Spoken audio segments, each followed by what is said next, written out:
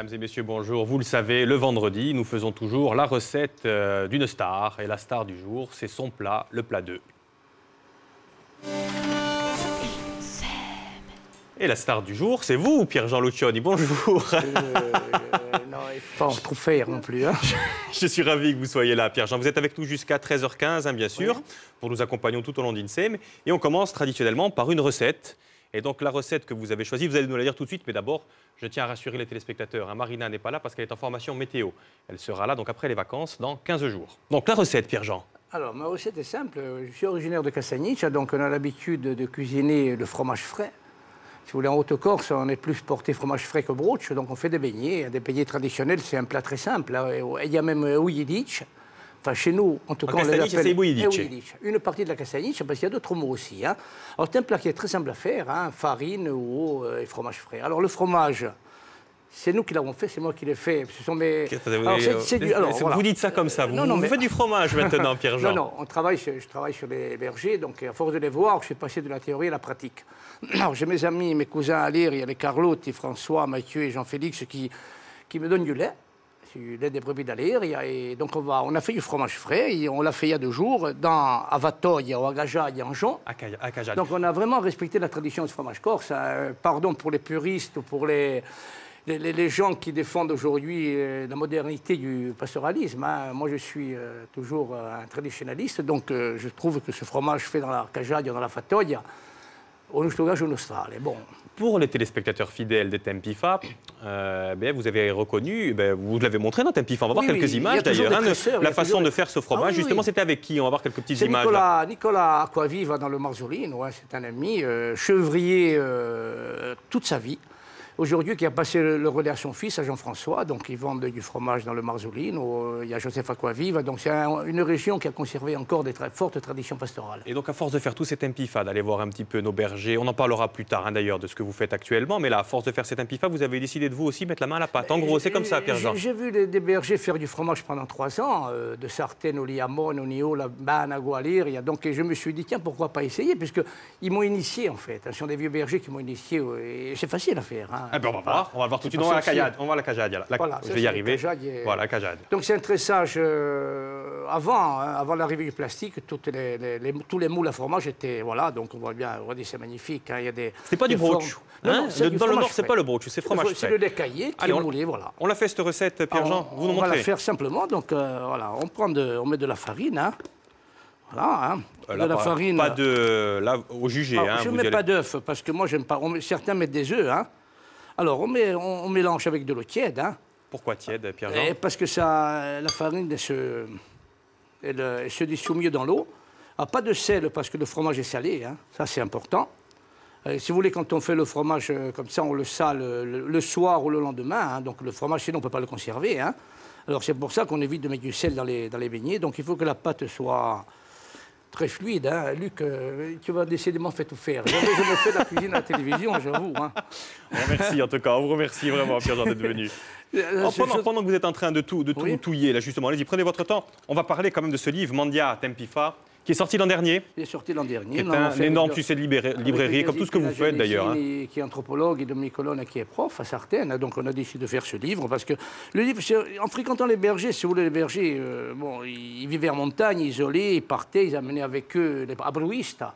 Donc, si vous voulez, à Bruanda, donc ils avaient une cuisine simple, hein, une cuisine frugale en même temps. Hein. Et puis, vous savez, manger, c'était aussi une hantise pour les gens. Parce que manger, c'était vraiment un problème. C'était un problème quotidien. Hein. Le jardin, le cochon. Donc, si on n'avait pas ça, on ne mangeait pas. Hein.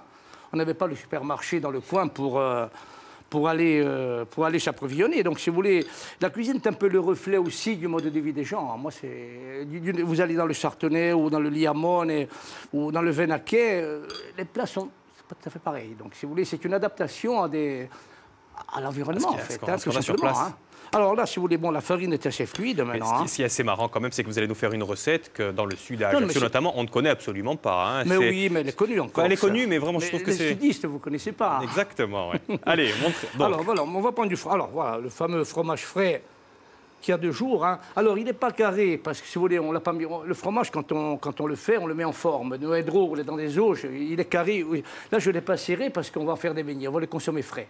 Donc je l'ai laissé se vivre tout seul. Hein. Alors voilà, donc on va couper, hein, tout simplement. On va faire des... Il est bien réussi, il est pas mal. Hein.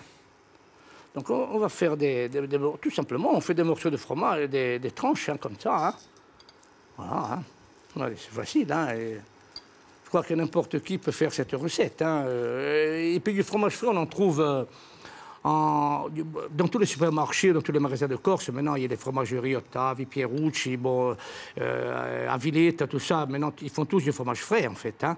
Et donc, c'est facile. Voilà, donc il faut en mettre. Il faut mettre du fromage. Hein. Il ne faut pas... Faut pas hésiter. Il faut pas hésiter, oui, parce que s'il n'y a pas de fromage, c'est pas bon. Hein. Donc, c'est de la farine... Vous l'avez fait hier, vous m'avez dit, Pierre-Jean. Il y a 2 jours. Il y a 2 jours. Donc voilà. Donc, et vous le conservez comment, ce fromage? Ben, on le conserve, c'est-à-dire, on le conserve dans des endroits frais, une petite cantine, hein, et ensuite on le vieillit. Bon, sinon, on le met dans les frigos, hein, tout simplement. Hein. On mettait dans un frigo pour le garder 3-4 jours, il n'y a pas de problème. Hein. Mais si vous voulez le vieillir, bon, ce n'est pas du tout la même... Ça sent bon, hein. Ah oui, donc il y a les odeurs, déjà, les odeurs du lait frais, hein, ah, oui. parce que c'est du lait qui a été donc... Prêt il y a 3 jours, hein, et on a tout de suite fait le fromage. Hein. Puis en ce moment, les brebis mangent de la bonne herbe, de la luzerne, donc le lait est gras. Je ne reviens pas que ça soit vous qui ayez fait ce fromage, quand même, Pierre-Jean. Ah non, mais attendez, le fromage...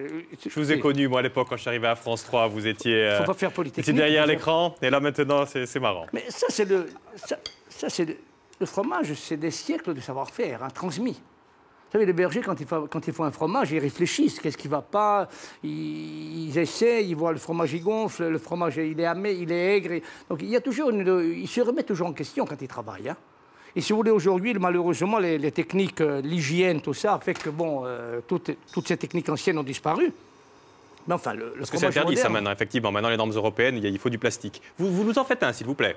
Pardon? De beignet. Allez, on y va? On y va, Pierre-Jean. Allez, ouvert, moi. Allez. Allez, on va faire... J'espère que l'huile est chaude. Hein.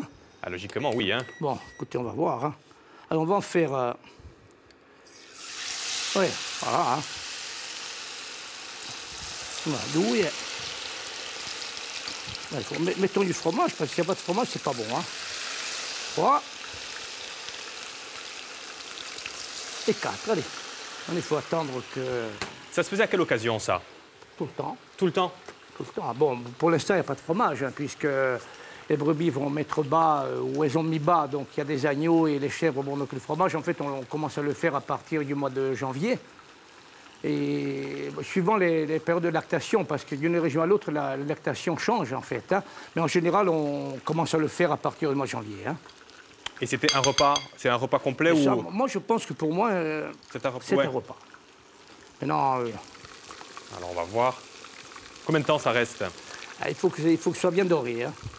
Pendant que ça dort, on va regarder peut-être quelques autres petites images d'un tempifa, si vous le voulez bien. Vous auriez pu faire ce plat-là. Regardez, un plat que vous aviez fait, c'était... on va le découvrir tous ensemble. Depuis du temps, les populations avaient appris à tirer parti de cette nature ingrate, en particulier dans la connaissance des plantes sauvages comestibles.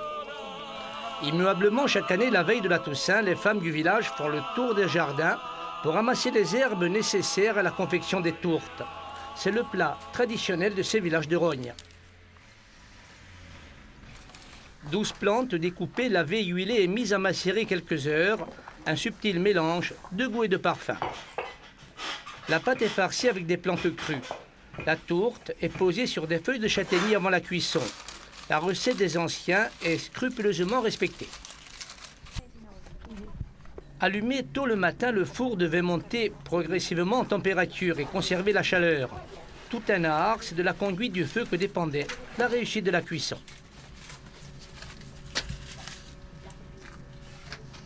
Quand la pâte est cuite, l'herbe aussi est cuite. On met l'herbe crue, nous, hein, parce qu'il y a des endroits où ils mettent l'herbe un peu revenue. Il faut allumer le four avant, il faut attendre qu'il chauffe, et on balaye avec des balais faits avec le ciste. L'odeur du ciste et l'odeur de la feuille de châtaignier, ça donne un autre goût.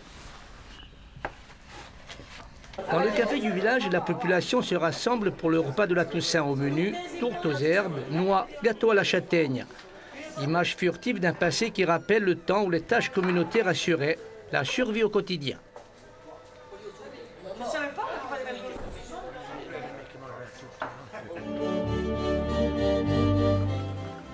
Vous auriez pu nous faire ça aussi, Pierre-Jean, hein? C'était pas mal, ça aussi. Hein? Ça, Pareil, on utilise l'environnement. Ça aussi, c'est la connaissance de l'environnement. Enfin, les gens connaissaient parfaitement les herbes comestibles, les herbes médicinales. Hein, donc, ils se nourrissaient, les herbes participaient donc à nourrir les insulaires. Hein. Si vous voulez, les Templify sont rediffusés après INSEE, mais chaque jour en ce moment, on les rediffuse encore. Alors, on est où là donc on y est presque. Hein, on y est presque, donc il faut que ça soit bien doré. Attendez, je vais venir un petit peu vers vous. Ah ben c'est pratiquement fait là, c'est bon. Non, il faut que ça cuise. Hein. Il faut que ça soit croustillante. Donc on en a encore pour combien de temps d'après vous là? Encore 3 minutes. Ah, 3 minutes, ça va être un peu juste. Ça va être un peu juste pour nous. Alors, ce qu'on va faire, de toute façon, on va attendre que ça finisse. De toute façon, vous l'avez compris, hein, on est avec Pierre-Jean jusqu'à 13h15. Donc nous, on va attendre que ça finisse tranquillement, ça. Oui. Après, on va aller à la grande table et on pourra les déguster. Pour cuisiner, il ne faut pas être pressé. Mais vous cuisinez souvent, vous, par ailleurs, Pierre-Jean, maintenant? J'ai rarement l'occasion de cuisiner, mais enfin, j'aime cuisiner. Et vous continuez de parcourir, en tout cas, la Corse de long en large et en travers. Pour faire ce livre, notamment, vous êtes allé typiquement dans les micro-régions. Hein. C'est vous qui avez fait toutes les photos, d'ailleurs? Oui, on a fait des photos, oui, avec Yazid Pina et Dominique Colonne. Hein, donc, on a fait des photos. C'est un travail collectif. Hein, c'est pas mon travail. On a travaillé à 3 sur ces recettes. Hein, donc, on allait voir les gens chez eux. On leur a demandé de nous faire des plats qui avaient été transmis par la grand-mère, la tante, enfin bref, voilà. Donc, ce sont des plats avec des produits corses. Hein. Là, il n'y a pas de produits, il n'y a aucun produit importé. Hein. Bon, donc pour les boïdiches, il y en a encore pour... allez, c'est presque fini. Hein. Allez, bon, on peut peut-être en sortir un pour montrer un peu à quoi ça ressemble. Allez, voilà, on va avoir le temps. Ben voilà, mettez-le peut-être sur le... Allez, on va quand même en montrer un. Alors, même s'il n'est pas tout à fait fini. Et vous l'avez compris, hein, on se retrouve avec Pierre-Jean dans 5 petites minutes. Ah, c'est magnifique. Voilà. On va le goûter. On va attendre que ça refroidisse un petit peu. Pas maintenant. Je compte sur vous, hein, dans quelques minutes.